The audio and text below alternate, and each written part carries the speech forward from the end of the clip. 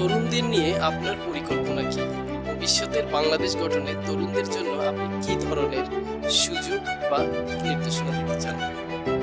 দেশে আসার পর থেকে 2017 সাল থেকে তরুণদের নিয়ে অনেক কাজ করে, যে কোনো কাজে তাদেরকে সাথে নিয়ে সবসময়, বাট অফকোর্স মুরব্বীদের আবার বাদ দিয়ে না, মুরব্বীদেরকে সাথে নিয়েই করি। তাদের পরামর্শ, তাদের চিন্তা চেতনা, সাথে তরুণদের শক্তি ভাবনা নিয়ে আমি আমার মৃত্যুর আগ পর্যন্ত তরুণদের নিয়ে কাজ করে যাবো। কারণ আমিও গ্রাম থেকে উঠে আসা একজন মানুষ। আমি দেখছি আসলে যখন প্রথমে ঢাকা শহরে আসি, একটা পড়ালেখা করে ছেলে আসা বা একটা তরুণ বয়সে ঢাকা শহরে আসা, এটা কতটা আমাদের নর্থ বেঙ্গল থেকে একটা মানুষ আসার পরে কতটা আমাদের টাফ টাইম পার করতে। আমার যেটা ব্যক্তিগত মতামত, তরুণদেরকে আমার ফার্স্ট চিন্তা ভাবনা আছে যে আমি ম্যাসিভ আকারে তাদের জবের ব্যবস্থা করা। হেল্পের চেয়ে 500 টাকা, 1000 টাকা, 2000 টাকা দেওয়া থাকে, যদি জব দেওয়া যায় সে কিন্তু ওই জবে তার পরিবারটা স্বাবলম্বন হবে।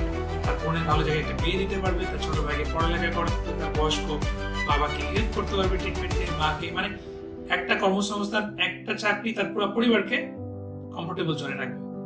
সো এটার কোনো বিকল্প নাই নিঃসন্দেহে। কিন্তু এখন আপনি মাদকের ব্যবসা দিলেন, সেটাতেও কিন্তু তরুণরা সার্ভাইভ করে, কিন্তু সেটা কিন্তু তরুণ নিজে সার্ভাইভ করে, কিন্তু সবাইকে ডিজাস্টার করে সার্ভাইভ করে।